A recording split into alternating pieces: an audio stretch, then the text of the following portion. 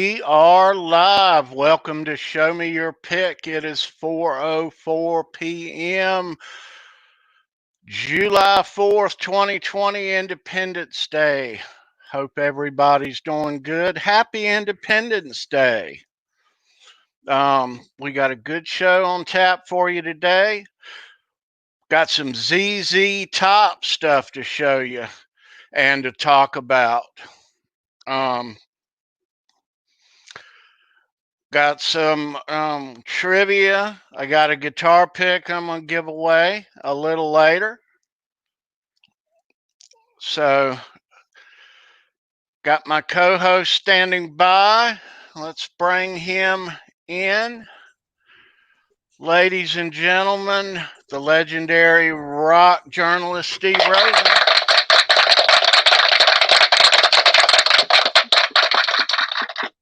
Steve, how you doing? Hey, Tony, I'm good, man. Happy 4th to you and everybody else out there.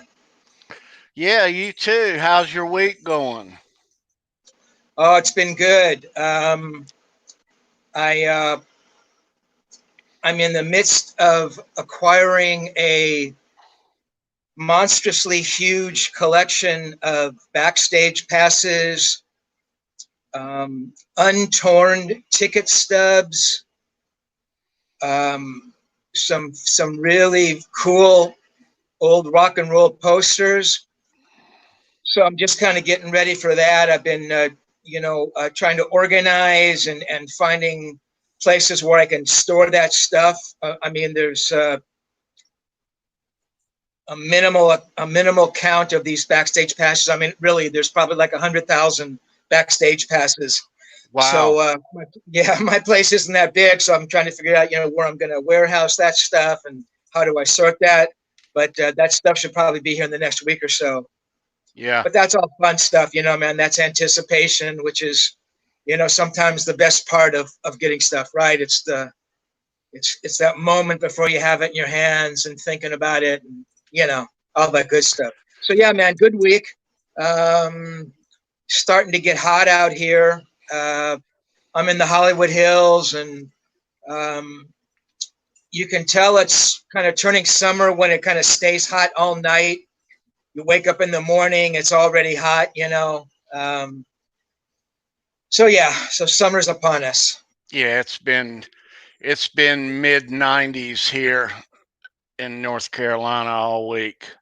Not a lot probably of hotter there than it is here. Not a lot of wind and not a lot of rain either. So, but yeah, it is a holiday weekend. Had an extra day off this week, so that was very nice. You got any big plans happening later? No, man, I'm kind of a stay-at-home guy, especially with all this weirdness going on, and especially tonight.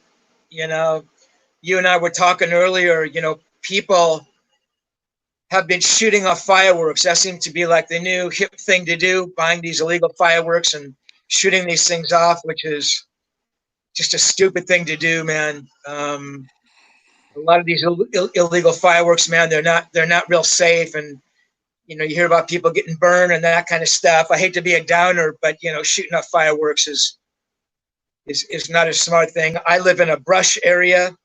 I can hear fireworks going off all around me, man. It just takes one little spark and this place goes up like a freaking tinderbox. So yeah, right. Yeah, man. So I kind of stay home, and like you and your dog, the animals get freaked out. So got to reassure the animals, make sure they're safe and cozy. So yeah.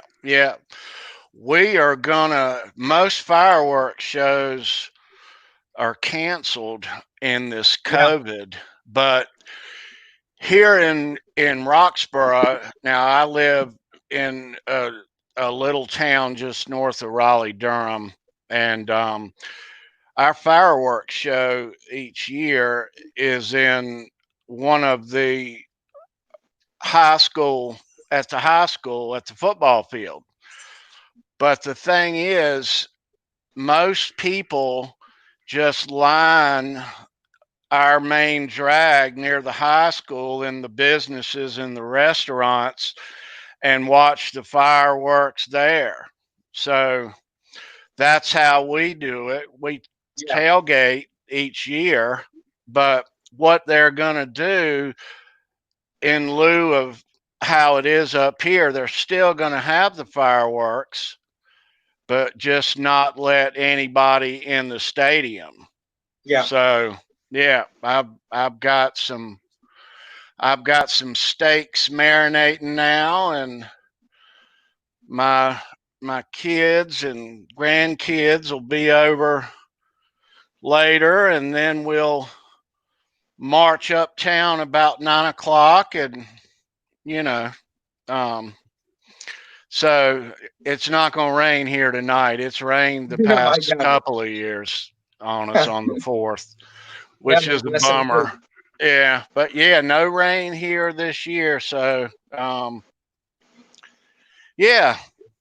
So, Steve, now we've done a couple of these shows already, um, and everybody knows that you're a very known rock journalist.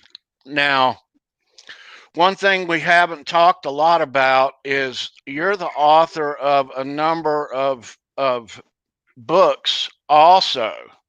Um, the Randy Rhoads book, Black Sabbath, Bruce Springsteen,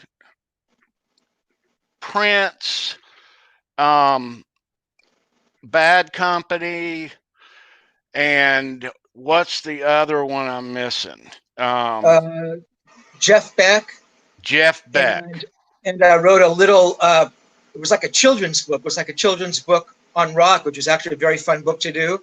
Trying to just distill the whole history of rock into like 20 pages that a little 4-year-old or 5-year-old could understand. Probably more like an 8 or 9-year-old. Called The History of Rock, and that was fun too. So yeah. Yeah.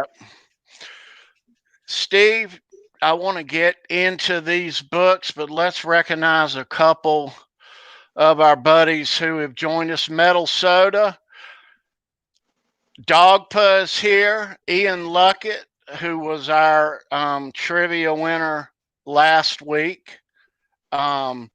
Johnny Bean is in here. Hey Jack Johnny. Hey Dogpa.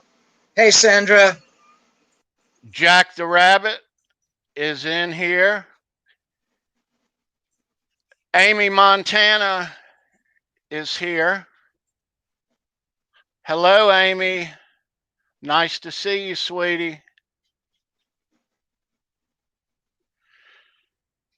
Amy is the wife of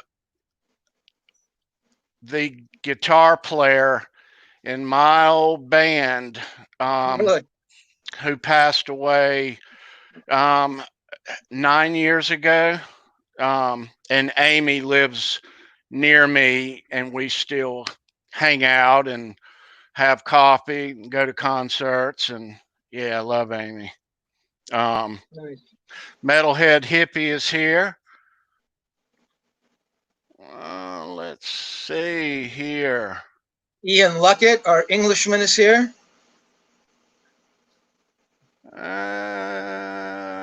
Da, da, da. All right, so Steve, what book did you write first, and when was this? Good question. First book I wrote was a book on Jeff Beck, the first book on Jeff Beck that came out in '77. I was a correspondent for Player magazine, which was like the hip musicians magazine out of Japan. Beck was and still is an absolute god in Japan. And somehow I think I may have suggested to the editor there, whose nickname was Johnny Be Good Nara. Must have been a young guy. Obviously, we never met. I don't even know if we ever spoke on the phone. And back in the day, it was all, kind of letters and stuff. So there was no emails, no instant kind of communication. But somehow I think I might have suggested, what about a book on Jeff Beck? And I just tossed the idea out there. I didn't know if they were going to bite on that or anything. And they said, yes, go ahead and do it. So for about this was probably sometime in 76.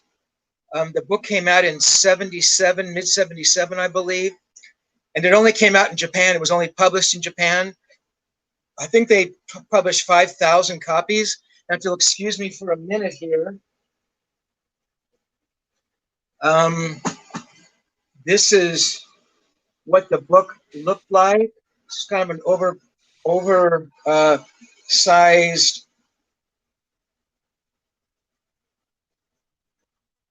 Sorry, I'm just looking for some pictures to show you guys. Oversized. And you can see I'm backwards here, all in Japanese. So yeah, so I started working on that. By 77, I had interviewed a bunch of people that Beck had played with. I'd interviewed, BBA, Carmine Appice and Tim Bogert, Stanley Clarke, John McLaughlin, who Jeff was enamored of, toured with McLaughlin in 75 on the Blow by Blow tour, loved what McLaughlin was doing. And in fact, McLaughlin was a big influence on that Blow by Blow record, and sort of Jeff kind of turning to the instrumental thing. Stevie Wonder, Beck played on the Talking Book record. I think he played on 1 or 2 songs. So I had interviews with a ton of people Jeff had played with. So I started putting this together. And I was actually in contact with Jeff's manager at the time, Ernest Chapman. And, I wanted Beck's kind of his blessing on doing the book. So I remember talking to Ernest and saying, look, I want to write this book on Jeff, and I'd like Jeff to be involved. And Ernest sent me back letters, and I still have those letters, saying, yeah, that sounds like a good idea. Let me talk to Jeff. So in the meantime, I was working on the book, and as it happens in that case where you're trying to get the okay from the artist himself, I never got the sanction to go ahead and do the book. So it wasn't going to be an authorized biography, but I went ahead and did the unauthorized biography. Well, to make a long story short, the book came out, and I thought it came out pretty incredibly, to be honest with you. The book came out, and the very front of the book had this stuff in there. I don't know if you can see that. Beck Off by Toshi Yajima. Toshi Yajima was some Japanese writer or photographer. I don't have a clue he was. He had gone to Jeff's house in England, taken all these pictures. Well, I get the copy of the book, and I look and I see that stuff in there and going, what the fuck? Somehow, for whatever reason, the Japanese do weird things with books. They put ads in books, and they put this stuff in the book that I didn't have any idea of what was happening. I didn't know who this guy was. I would have never allowed this in my book. It made me insane. Well, I think Jeff saw the book, and he saw this stuff in there with photos of his house, etc. And he thought I had done something. I tried to explain that this had nothing to do with me. I didn't know it was in there. I was as shocked as he was. And again, to make a longer story shorter, Jeff got incredibly angry at me.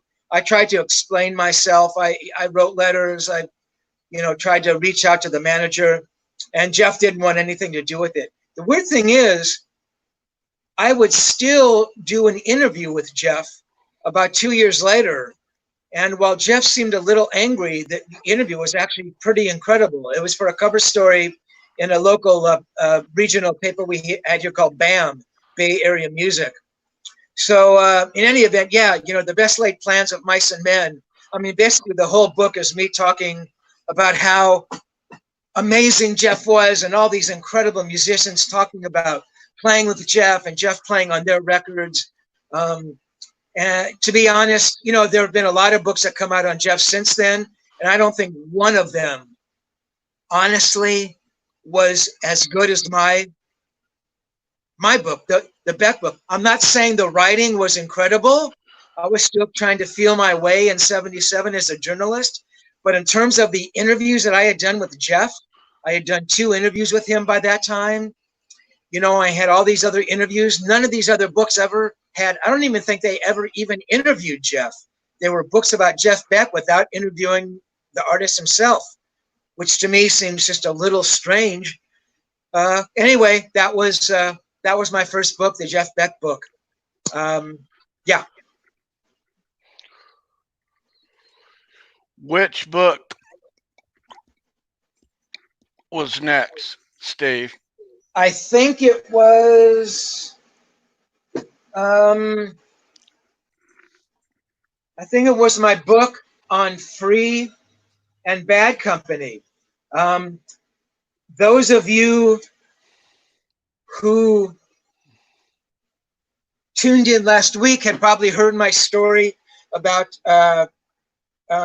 hanging out with Bad Company when they came to LA on their first tour in '74, about taking Paul Rogers to the Forum and having those little contests with Simon Kirke about the characters in John Steinbeck books. You know, basically spending about 2 days with the band while they were here in town. So I had all this interview material saved up. I was a monstrous Free fan. I thought they were just an unbelievable band. I had interviewed Paul Kossoff, for guitar player, and in fact, it was one of the last interviews that Paul ever did. I think he passed away about, I don't know, 3 months, 4 or 5 or 6 months after I did that interview, which broke my heart. And actually the only person I hadn't interviewed for the book, which made me insane, was Andy Fraser, the bass player. I had reached out multiple times. I could never quite pin it down. But so I put this book together, and I was really proud of that book. I thought my writing, you know, was pretty good. I thought I provided some insights to the band. The publisher, SAF Publishing, really loved the book, and yeah, I was really proud. I was really proud of that one. That was a fun one. Well, not fun, but it was. I thought the book turned out really well. What year is that book, Steve? I'm really bad at years. I actually have to look. That was 2001. Oh, okay. So actually, my book on Sabbath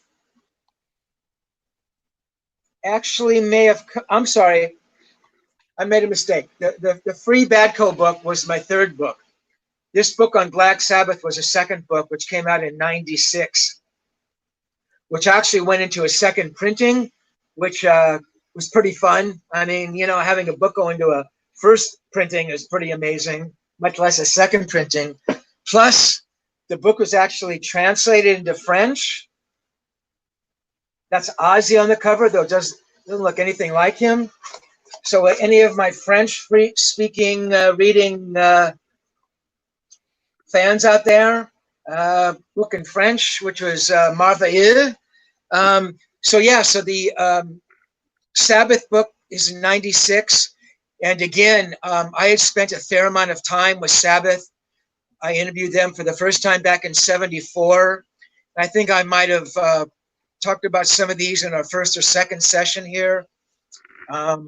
I got to know Tony pretty well. Ozzy was just a joy. The whole band were just really delightful guys. So I had a fair amount of interview material with them. And again, I think I probably approached Castle Communications, the publisher, about a book on Black Sabbath, and they liked the idea. So I put that together.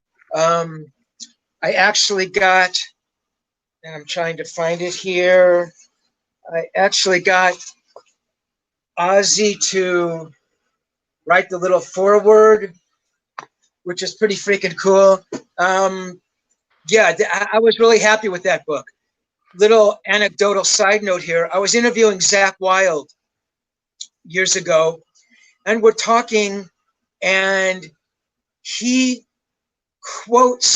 says this quote that says, his quote was, everything that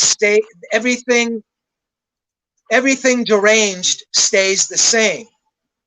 And I'm thinking to myself, wow, that's pretty cool. You know, a play on, you know, everything that changes stays the same. I forget the original quote, but my instinct was that sounds familiar to me. I know that quote. I know who wrote that, and I'm trying to think of it. And we're just about done with the conversation. I go, fuck, Zach, that's my quote. That was my title of my chapter for my Sabbath book. He goes, oh yeah, all right, man. So I thought that was pretty quote, having Zach Wilde quote something I had written about Ozzy Osbourne. You know, that was one of those little moments that was pretty freaking cool. And again, I've talked about Ozzy being an incredibly sweet and caring guy. Nothing like the kind of guy you see and the you know, doing the Satan stuff or being insane. He is a crazy guy, but he's a very thoughtful, kind guy. Funny as hell. I mean, a very droll sense of humor. One quick Ozzy story. I interviewed Ozzy, I can't remember when, probably early 80s. And I was asking him about some of the older records. And unlike a lot of artists, man, they don't want to talk about older records. For them, if it's not about the new record, they don't want to talk about it, which I find a little, I don't know, distasteful. I mean, you know, old records are who they are. And I can understand the idea of wanting to talk about a new record. But I mean, this is Ozzy fucking Osbourne. How do you not talk about early records and Paranoid and the first record? And you know what I mean? So we're talking about, I'm asking about some early record, an early tour. And he was telling me that Bill Ward was a hypochondriac, that Bill would get sick at the drop of a hat. So they were on the road and Bill takes out like this little doctor's, you know, like little black carrying cases that doctors use. And it's full of like, you know, not drugs, but like bandages and antiseptic stuff. And he had a snake bite kit in there. And Ozzy sees a snake bite kit and says, what? And, you know, Ozzy, that Birmingham accent, what? Bill, what the fuck is that snake bite kit? You're finna getting bit by a snake? And Bill said something like, yeah, well, what if I'm somewhere I get bit on the ass or something, you know?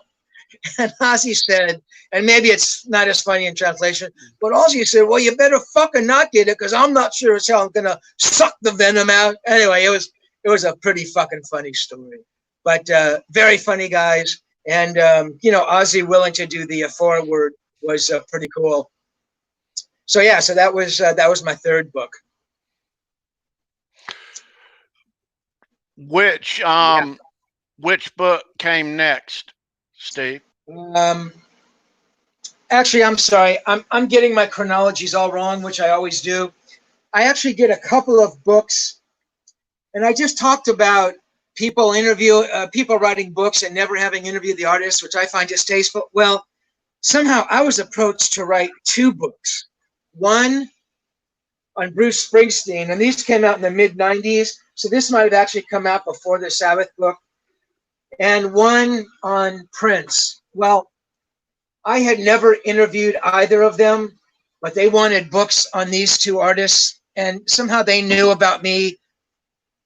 I'm not sure where or how, and they asked if I wanted to write books on them, and for some strange reason, I said yes. I didn't know shit about Prince. I mean, I knew his hits and stuff, but I didn't really know much about the music. And Springsteen, I mean, I know what everybody else knows, but I really didn't know much about them. But anyway, I pulled those two books together and, you know, did a lot of research and, you know, thank God for the internet. You know, there was a lot of reference material. And I interviewed, a few people, you know, that had worked with him. Jeff Picaro had done some drums on a couple of Springsteen records. I interviewed him. Tim Pierce, an extraordinary studio guitar player, and a buddy had played on a record or two of Bruce's, and I talked to him. I was able to track down a guy who engineered some Prince records, and I got a lot of insightful stuff from him. But to be honest, those two books aren't my favorites because I didn't interview those either of them. I tried, but interviewing Springsteen or Prince back in the day was pretty much next to impossible. I think that brings us just about up to date. Along the way, I did a book called The History of Rock, and it was like a children's book on kind of the history of rock, which was really fun, trying to encapsulate the entire history of rock into 20 pages that a 10-year-old could understand. So you talk about the Beatles and the Stones, and who do you pull out as kind of the cornerstones of what rock and roll is. So that was a lot of fun. And my most recent book, and something I'm very proud of, is my book on Randy Rhoads, which is a beautiful, oversized hardback. I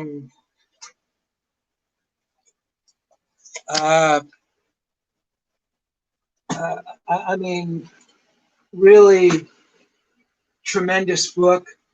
Andrew Klein was a huge fan of Randy Rhoads.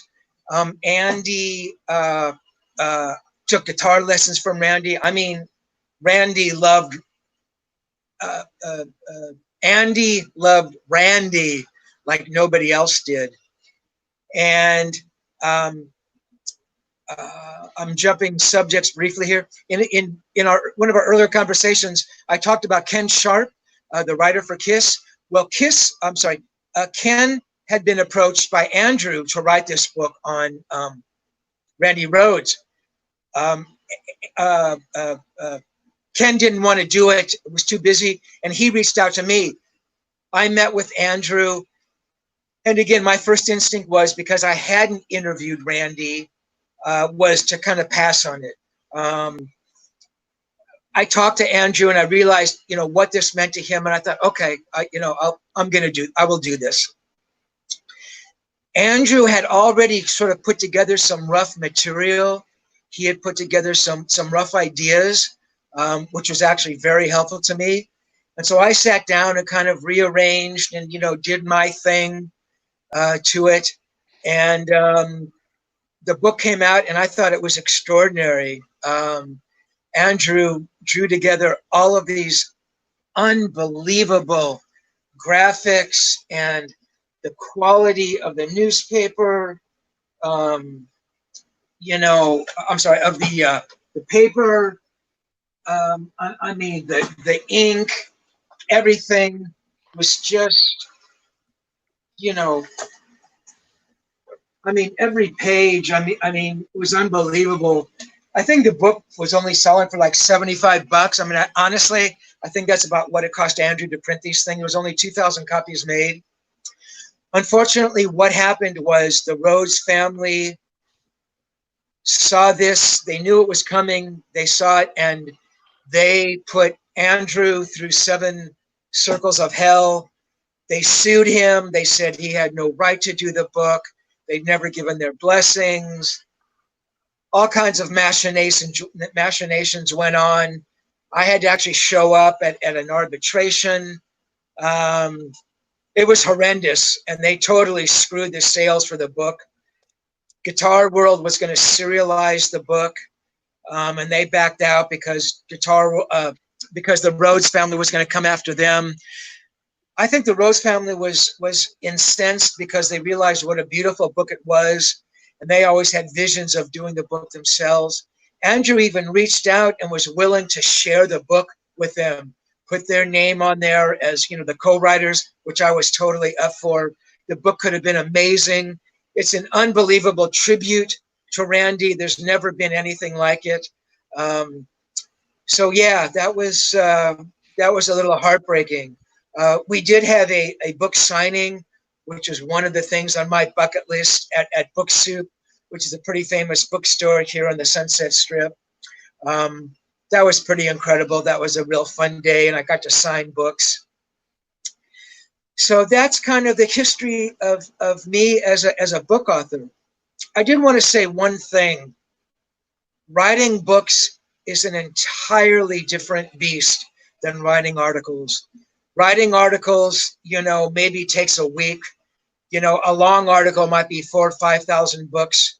A book is, 100,000, 150,000 words, 200 pages, can take months and months and months. It's an entirely different mindset. It's 1,000 times harder, at least for me, to write a book than an article. You kind of have to be clever and on your game for tens and tens and thousands of words. It's a really hard thing to do. I know guys who churn out like 2 books a year, and my hat's off to them. These books aren't exactly, Pulitzer Prize winners, but just to go through and do it, I have a lot of appreciation for that. So yeah, I've been approached to do books, and I've toyed with the idea of writing my autobiography. I don't know, but to be honest, it's a very daunting thing, and yeah, man, it's a shit hard thing to do. So anybody who does it, my hat's off to you. So Steve, you spoke of you were commissioned to write the Prince and the Springsteen books. Yeah. On the others, what was the feedback of the artist as you were writing or after the books came out? That's an interesting question. I think I told you what happened with the Beck book. He went insane. His photographer, a guy named Robert Knight, who shoots a lot of Jeff stuff, live, studio, does all kinds of stuff. I ran into him at the Guitar Center down here on Hollywood Boulevard, the famous one with the hands in cement. And I didn't really know Robert that well. We knew each other to, look at each other. And, he says to me, Jeff fucking hates your guts, man. He fucking hates you, So I'm kind of, taken aback. I've never had a conversation with this guy, and the first words out of his mouth are, Jeff Beck, detests me. I said, yeah, man. I says, I know. I've lived that for a long time. He did say, that Jeff is not the easiest person to get along with. And, he wasn't making excuses for Jeff. And I think part of him delighted in the fact that Jeff kind of, had put this X on my back. But yeah, that was a hurtful one. Like I said, that's my first book. If you had read the book, again, it's 150 pages of me saying he's the greatest fucking guitar player on the planet. There's nobody that can even touch him. And this is back in '77. And I don't want to say I was the first Jeff Beck fan on the planet, because I certainly wasn't. But now the world realizes that he is indeed the greatest guitar player who's ever lived. And I truly believe that. Jeff Beck could have played anything. He could have been the greatest metal player in the world. He can play country. He can play that jazz. He can play that Les Paul bebop stuff. He can play rockabilly. My God, his acoustic playing. He's just the greatest. And there's just nobody like him, and never will be. So to write this book, and I really worked hard on it. I wanted it to be great, because I thought, well, my God, Jeff might read this someday. So when the book came out and that feedback got back to me, it was like, fuck me, I'm not going to write another book. And to be honest, I don't think Jeff even read one page of it. I think he just looked at those pictures in the front that I talked about, thought I had betrayed him, and said, fuck this guy, I hate him. So that was the feedback from that. To be honest, you don't get a lot of feedback, at least I didn't, from the books. And in fact, I've never gotten a lot of feedback from, I don't know, the thousands of articles I've written. Once in a while, you'll hear back from an artist. Maybe something, maybe he's read one of your stories along the way, but for the most part, it doesn't happen. Either they're too busy, maybe they never read them. I'm not quite sure. It would be interesting to hear back from them, to hear what they have to say. Certainly, you hope that they like what they've read. I've had, during the course of an interview, I've had artists say, "Wow, what a great question! I've never had somebody ask me that before," and that means the world to me. For me, an interview is about talking to somebody. As interviewer and interviewee, you're talking, you're asking questions, someone is responding, you're asking questions, someone is responding, and then you break through that wall, and all of a sudden it's just like two dudes talking about music, and that's the point I always try to get to. And I can tell, it's like a visceral thing to me. I can tell when I've hit that moment. When I ask a question, and I can tell by inflection of voice from this other person. I just know, I've done enough interviews to know. I can sense when this barrier has been broken, and I know from that point on that it's going to be an incredible interview, or at least I'm pretty sure it's going to be. So yeah, so when I hear that, that response, yeah, man, what a great question. That means a lot for me. Or at the end of a conversation, I hear, that's the best interview I have ever done. Honestly, man, that is everything to me. That is fucking everything. I remember, God,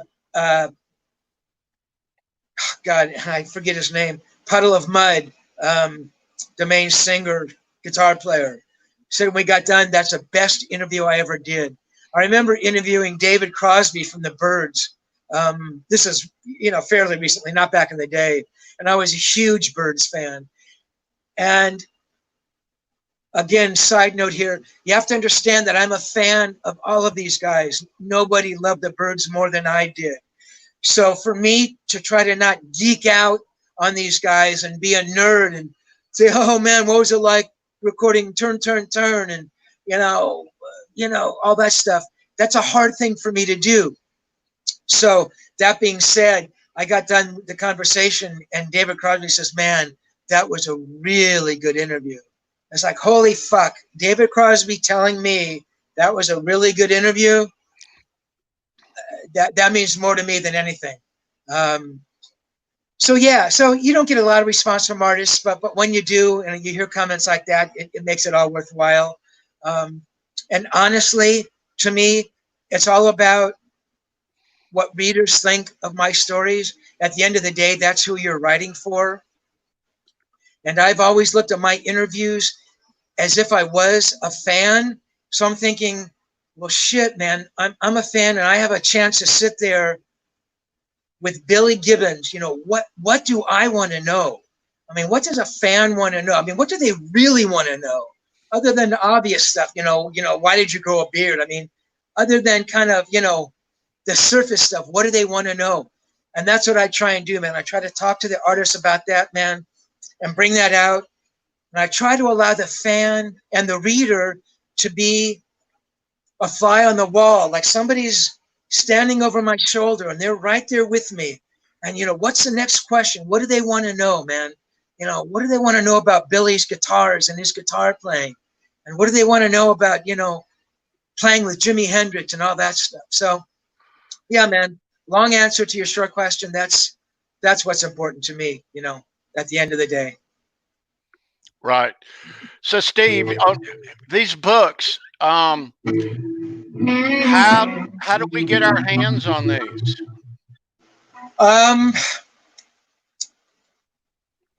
I wish I could tell you that Randy Rhoads book, there was 2,000 copies printed. They're all gone. Somebody told me that there's a copy on, in fact, I think it was my good buddy, Chris Bello, fellow guitar pick collector. Hey, Chris, I think he said he wanted to get a copy and the only one he could find was either Amazon or eBay for $899. it's like part of me thinks, holy fuck, $899 for a book I wrote. Hey, that's pretty cool. And my second thought is nobody should have to pay $899 unless it's, you know, first edition signed of Mice and Men. You know, you're hanging out with Steinbeck and he's, you know, gives you a free writing lesson. But, Yeah, right. you know, these books are pretty much out of print. I mean, I think you can maybe still find the Bad Company and Free Book.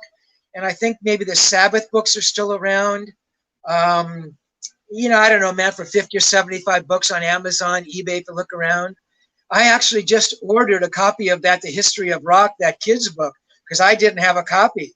And I think I found a copy on this site that sells used books. I think I paid 25 bucks. But other than that, yeah, man, it's pretty hard. You know, the thing is, when I did the Beck book, I remember they gave me, I think, like 50 or 75 copies. And what I did was I gave them out to all the people that I had interviewed. So I think I gave a copy to Carmine Appice and Tim Bogert. I might have tried to get a copy to Stevie Wonder, you know, Max Middleton, who played keyboards with Jeff, Phil Chen, who played bass on Blow by Blow. You know, so I reached out because these guys were nice enough to interview me, to sit down and do an interview. I thought, hey, it's, you know, least I can do is get them, you know, copies of the book. So I know that I got them a lot of copies. Les Paul actually wrote the intro to the Beck book, and Jeff was a monster Les Paul fan. So I got Les, actually, the first, I think, 10 copies, they actually numbered them. So Les got number 2, Jeff got number 1, and I got number 3. And now I have literally 3 copies left. And yeah, man, I don't know where they went. I think the Bad Company book, I think they sent me 25 copies. Same thing. I had some, you know, pretty hardcore free buddies. Probably gave those away. Yeah, just gave them to, you know, friends and people. Don't know where they went. But I think if you look around, you could find, you know, probably copies of some of that stuff, and hopefully you don't have to pay too much for it. You know, I got a birthday coming up, Steve. Yeah, well, happy birthday, buddy. I'm kidding, happy dude. Birthday. There you go. There you go. My guitar pick. No, man, if I had extra copies of anything, you'd be the first one. So, Steve, you got a little experience with Zztop, huh? I do. Let me, while I've got everybody, let me show everybody what the guitar pick giveaway is going to be. All right. So later on in the show, it'll be one question.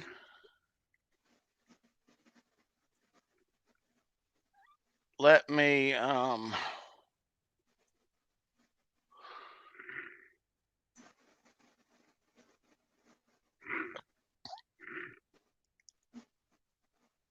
and we'll give away that guitar pick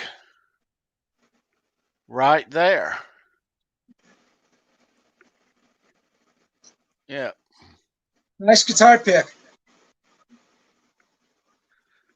All right. So, Steve, when did you first meet and interview the guys in Zztop?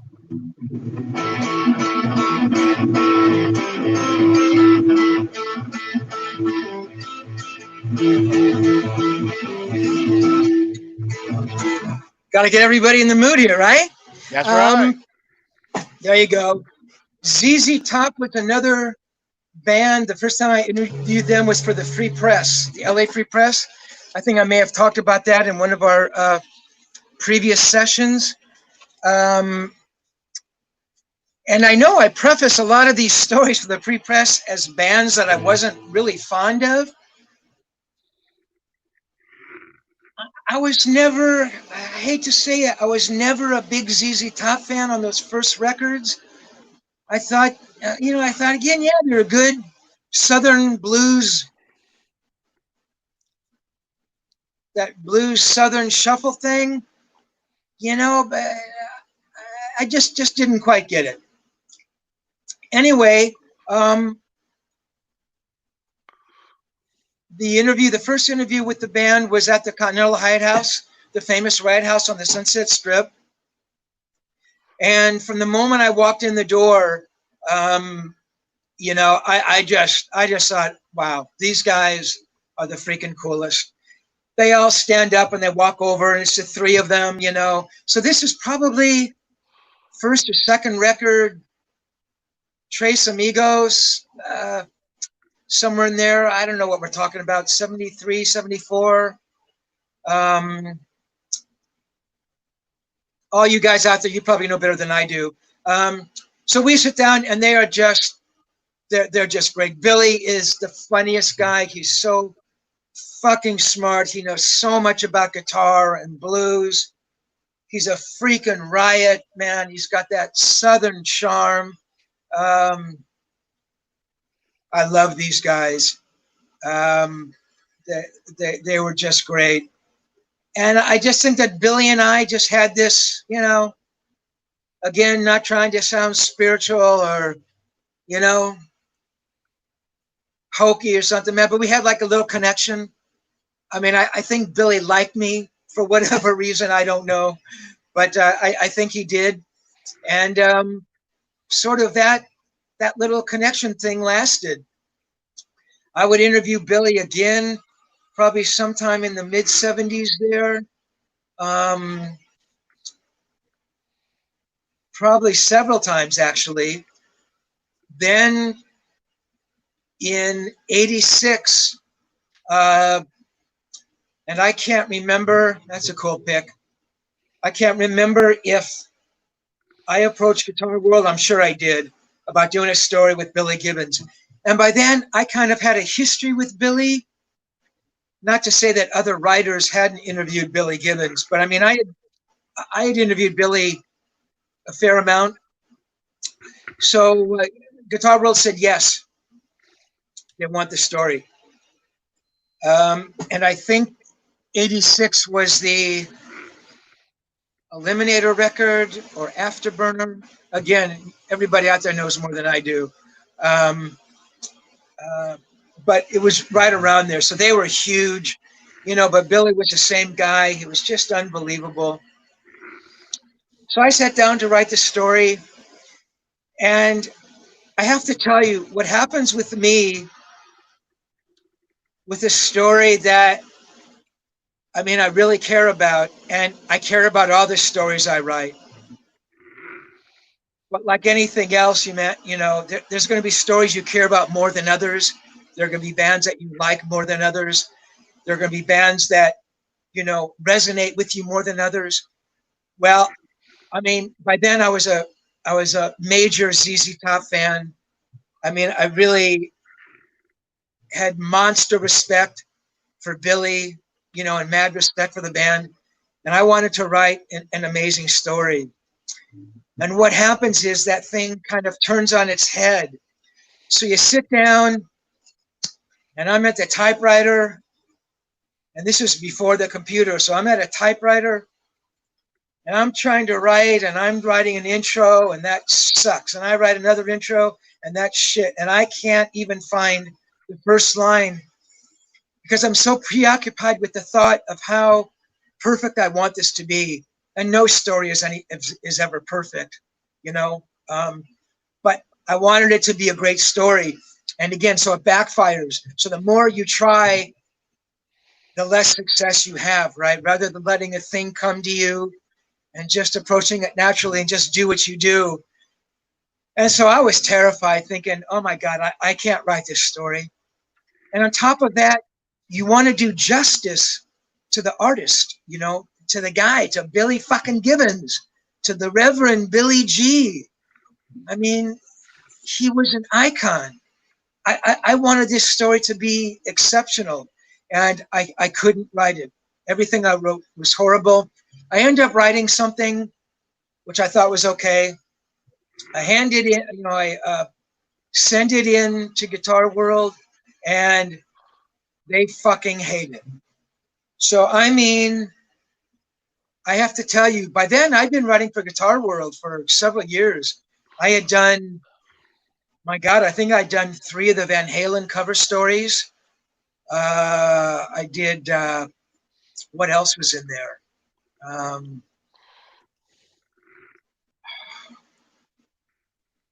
I forget. There were some other covers in there. I mean, I'd done major covers. I'd done a ton of features. And so I felt like crawling in a hole. I felt like tossing my typewriter out the window. It's like, I'm supposed to be this professional, and I can't write this story on Zztop. You know what I mean? It was like going back to English 101. So they said, look, the editor said, look, a NAMM show is coming up. So this must have been mid-June, mid-year. Again, this is 85, 86. The NAMM show was in Chicago. Billy said, look, Guitar World's going to be there. Come out early. We'll talk about it, and you'll rewrite the story at the show. I thought, okay. I mean, I had no choice. What was I going to do, say no? So on the airplane, I'm flying there thinking, I'm going to rewrite the story at the NAMM show on the fly. I thought, this is a loser. This isn't going to happen. So I get there, and I meet with the editor, and he puts me in the press room, and he's made notes. He has my original story there, and he says, well, no, take this and expand on that here, and don't use that, and move this here, and why are ZZ Top important, and what is it about the choreography that they have on stage, and doing their Egyptian dances and the whole choreography thing, and talk about that. So I sat there and I beat my brains out, and ZZ Top had been on the Johnny Carson show, and Doc Severinsen, was Johnny's longtime band leader. Doc Severinsen was there at the show. I thought, fuck, if I can go get Doc Severinsen and get 3 words from him on Billy Gibbons and the band, playing on the ZZ on the Johnny Carson, because I think Doc may have even jammed with the band. His orchestra may have even jammed with ZZ Top. I don't know, but that may have happened. So I go, I find Doc Severinsen, and he is fucking great, and he gives me 20 words on ZZ Top. So I go back, and I think I may have used that as an intro. Again, I can't remember. To make a long story short, I banged this thing out. It took several hours, and I think, okay, I think this is good. This is good. And the editor reads it, and I'm sitting there thinking, oh, please, God, let him like it. And he digs it. And I turn it in, and I see the cover, and I read it, and I think, yeah, I mean, it's not the most incredible story, but it was really good. And I think Billy was happy. To go back to your question, Tony, about do you ever hear from artists? This reminds me, I remember getting a postcard from Billy Gibbons. Billy used to send me postcards, and we're going to take a little tour around the house now, folks. So I hope I don't lose you. Billy used to send me postcards from the road saying, hey, what's going on? How you doing? So he had sent me a postcard, and I'm hoping you can read this. I thought there was a mention.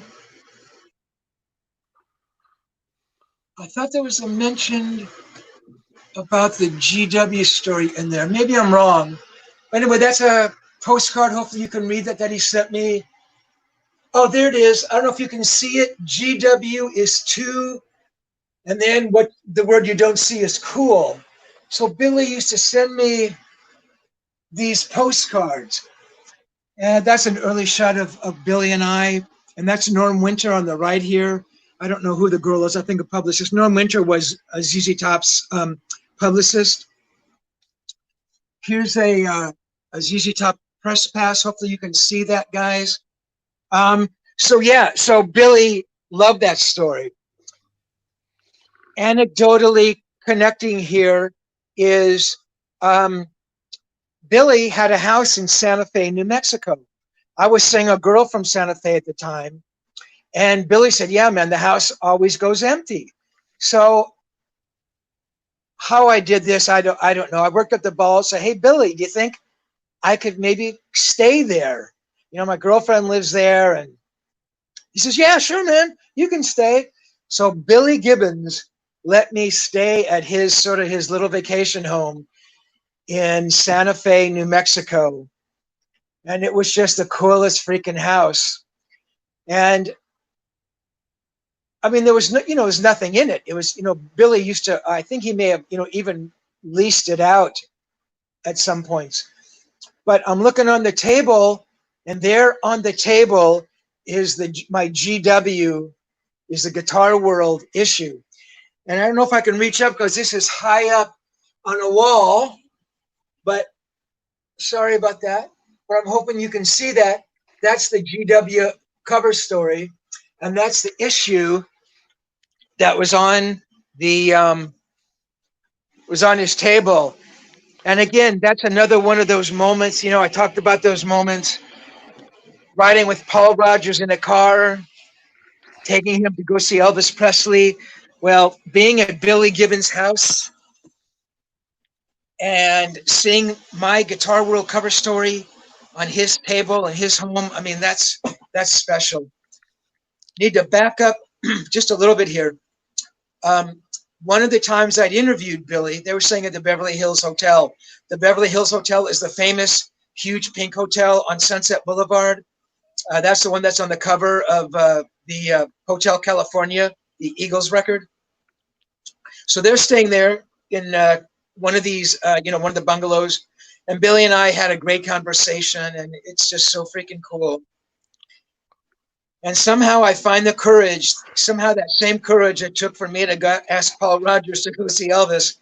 I said, Billy, I said, listen, man, I only live 5 minutes from here. Would you want to come back to the house? I've got a huge record collection, man. I think you dig that. And, you know, you can look through the records and stuff. And he goes, well, I said, Billy, come on, man. You know, we'll like be 20 minutes. I'll take you back. Everything. He goes, sure, man. Why not? So now I'm driving Billy Gibbons back to my little Beverly Hills guest pad, you know, and we pull up in front of my place. And I was living on a street called Weepaw Way. And this is a true story. We're driving up Weepaw Way, and Billy loved that name, by the way. I don't know if you could see it in the postcard, but he says, hey, man, how's Weepaw Way? I mean, he really loved the sound of that. We're driving up Weepaw, and I hear this music blasting. And people used to blast music all the time. It was really quiet up there. And somebody would crank up the stereo, and you could hear it all over the canyon. And somebody is playing Manic Mechanic. And I'm thinking, this can't be. This cannot be. This is so perfect. So I stop the car, and Billy hears it, and he looks at me, and I look at him, man. And it's like, you know, I don't think any words were exchanged. That was another one of those perfect moments.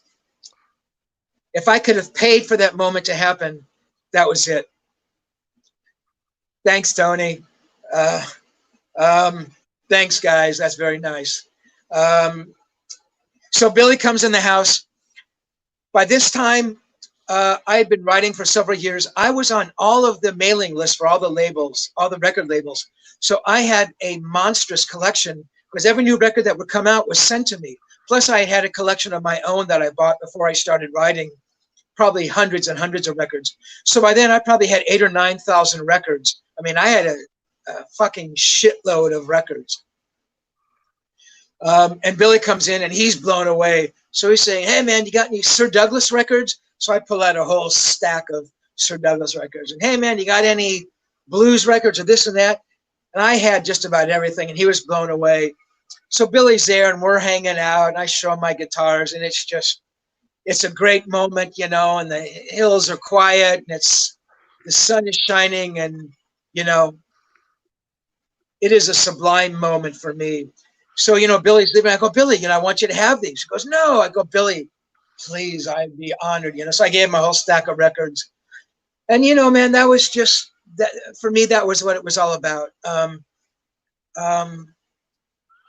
those moments, you know, those are the greatest for me.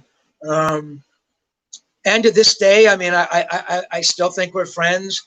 I remember I had to do a real big story with Billy.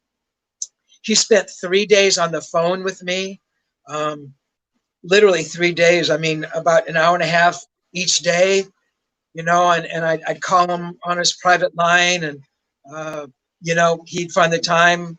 He was on the road, and he still found the time. So, yeah, he is one of those unbelievably special guys. Um, yeah, and I mean, certainly there are more stories. Um, yeah, I mean, I love the guy. You know, one of the greatest guitar players in the world. Um, you know what he's done for blues guitar and the success they've achieved is extraordinary. Um, so yeah, hang on, folks, hang on.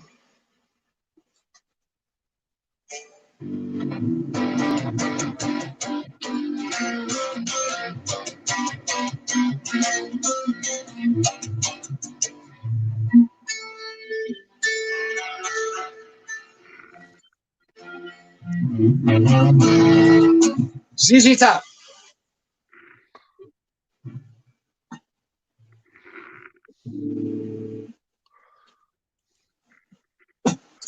What else you got going on, Tony? All righty. Okay, so let's give away a guitar pick, Steve. Sounds good, man. All right.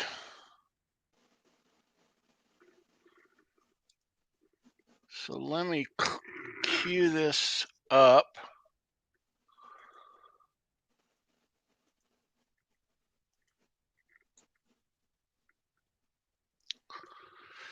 So this is what we're giving away today.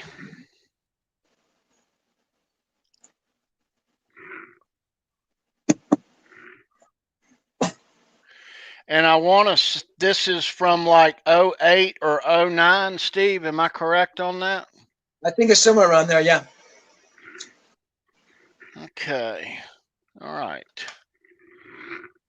All righty. Let me get back to my main camera here. All right. Everybody ready?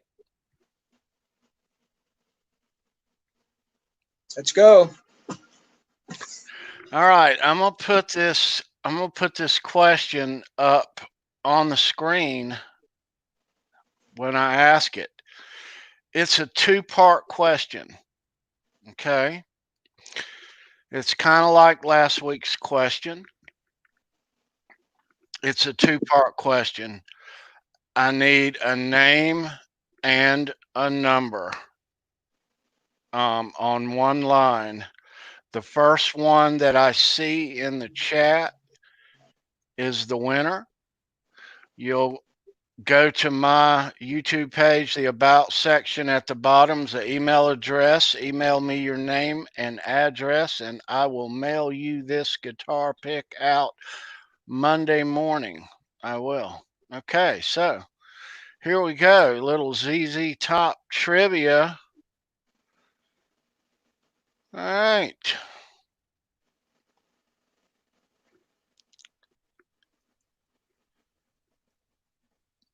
What was the name of ZZ Top's highest selling album, and how many singles did it have?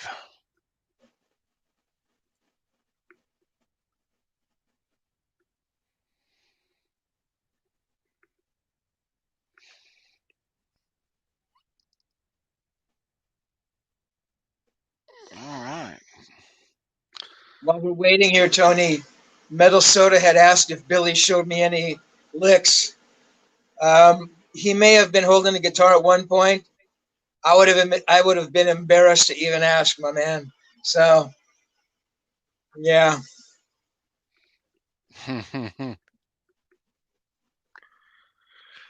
All right, we have a winner. We have a winner. Wow, he's the first one too, wasn't he? Mr. Bent Tom is our winner.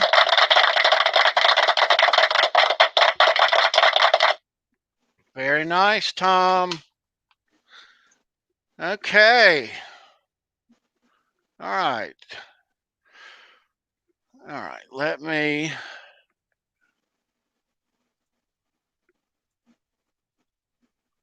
Okay. Let me get out of here.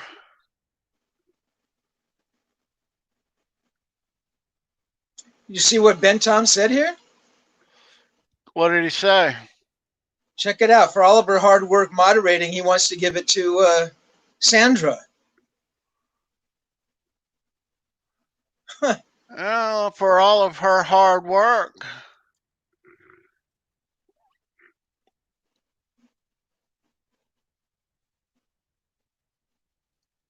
Welcome, Metal Soda. Okay. I will honor your request, Tom. Way to go, though, on the question. Yeah, that guy knows his music. Bent Tom does. So, Eliminator, we all kind of knew that that was their biggest album. So the 5 singles, Give Me All Your Lovin', Legs, Got Me Under Pressure, Sharp Dressed Man, and TV Dinners. And I'll tell you, I wore that cassette out. I mean, I wore it out. Great record. Billy was telling me, you know, Billy's known for Pearly Gates, right? The Les Paul 58, 59, you know, all that early stuff. You know, I think every record up to Eliminator was on the Les Paul. Eliminators, when those guys started going into all the custom guitars, and you know, Billy had those guitars with the fur around it. Yeah, right. Dusty had the matching basses and all that stuff. I remember asking Billy, I said, Billy, what would happen if Pearly Gates ever got stolen or you couldn't play anymore? I can't remember exactly what he said, but he said, yeah, man, that'd be it. It'd be over. So it's just kind of funny that, you know, their biggest record, their biggest period is when he, you know, he stops playing the Les Paul. But, yeah. Sandra, your guitar pick collection is growing, my dear. It is. Speaking of her, let me show this, Steve. Check the shirt out. The communication breakdown with Gary and Sandra. Is that Sandra's show? That's Sandra's show?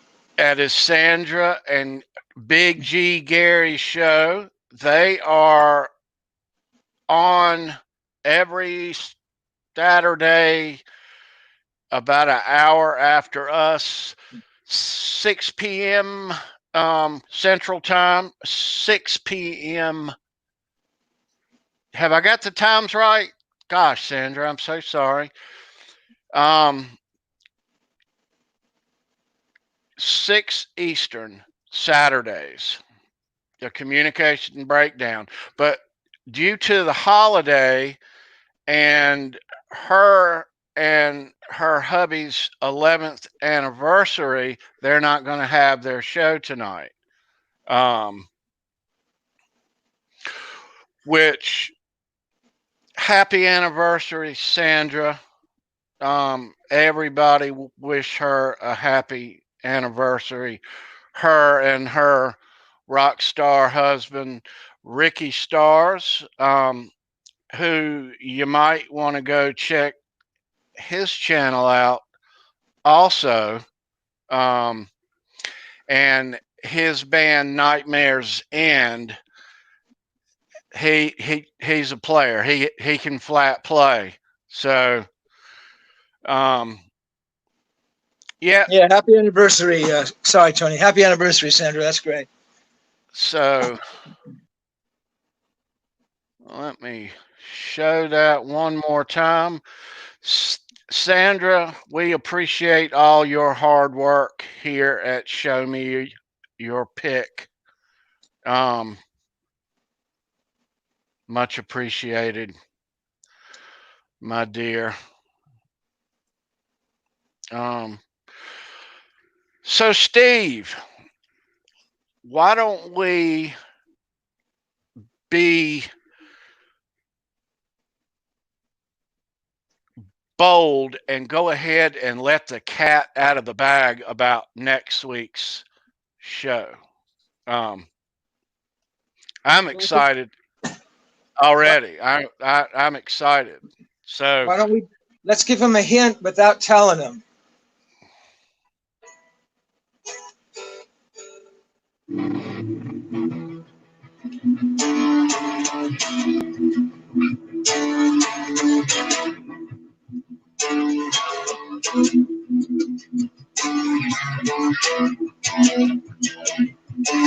What else?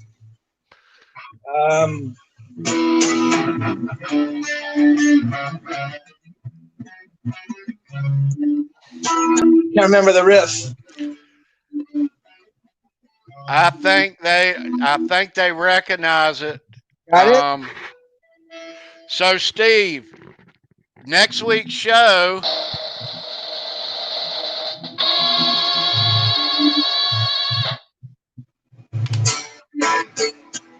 Led Zeppelin. Yep. Yep. Jimmy Page, John Paul Jones, Robert Plant, John Bonham.